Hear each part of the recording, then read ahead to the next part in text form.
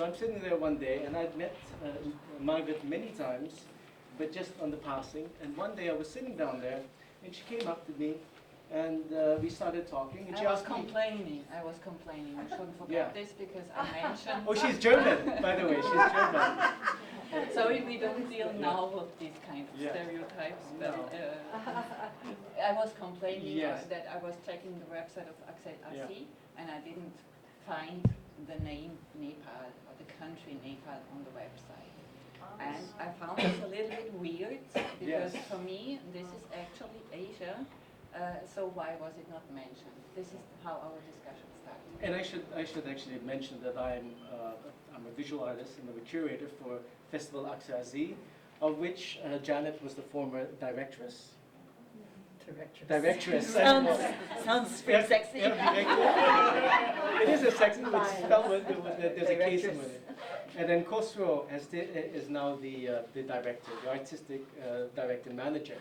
And so I've been working as the curator. I started last year, and I organized 2 exhibitions this year at the Maison de la Culture Côte de Neige. So I'm sitting there in the coffee shop drinking my coffee, and she starts to complain, and she asked me about Nepal because in her when she checked out the website, apparently she said that Nepal wasn't part of wasn't encompassed in our list of Asian countries, which in fact she was. In fact, it was, and so we started talking, and she described this project that she's been working on. And without further ado, I will allow you to expand. Yeah, now it's obvious that I lack a little bit the Asian roots, but still Asia is in my heart, and especially Nepal is my heart.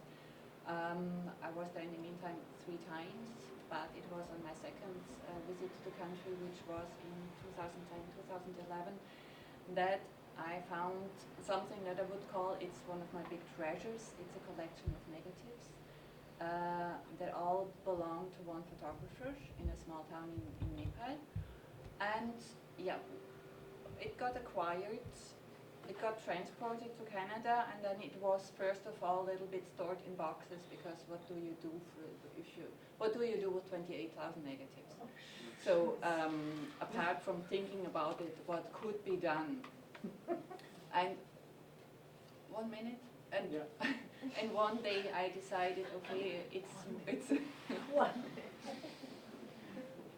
I decided to go ahead and look closer at them. I started to scan them, these negatives, to restore them as much as possible, which is basic cleaning and packing them in an appropriate storage, going through the contact, looking at what is it, and trying to find out what is the photographer, what is depicted on the photos, what does it tell us from a culture that we are not so much aware of here, not in North America, nor in Europe. And this ended up finally, or will be the end of all this process will be finally to be seen next year at an exhibition at the Festival Accès Asi. It will be a photo exhibition with for sure a tiny selection if you take into account the complete amount of material that is available. I did an additional research this year in April in Nepal to contact a photographer to get more information.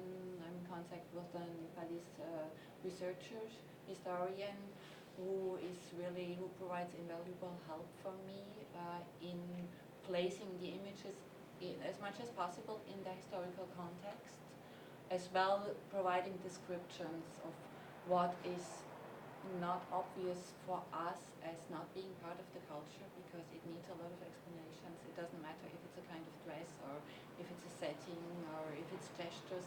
We all have to interpret this because we just can't deduct out of our own culture what does it really mean. Do we understand the same, do we speak the same language, do we understand the same gestures or the same positioning, placing of people in the photo, or what is this prop, what does it mean, or does it have a meaning, or why is the background like this, or whatever. So it's quite a big project. It's quite time consuming. It's a lot of fun. It's highly interesting. Dramatic. And I'm not done with it, but that's another thing. But I should mention also that Margaret was in Nepal doing research when the earthquake hit. Oh. And so, in fact, she had just finished interviewing the photographer, and when she left, that's when the first one hit. And so it's been more than just an artistic or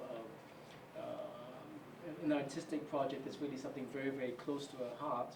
And we're looking with this project also at seeing how we can also perhaps raise some funds or try to help the Nepalese community. So if anybody of you, for example, has a contact to Nepalese people here, a personal contact that could provide me already quite a bit of help, because I did it in Nepal, that's one thing, but I also will contact people here, because for sure it triggers very interesting discussions about the country, about the material, if you really talk to people who come from the country.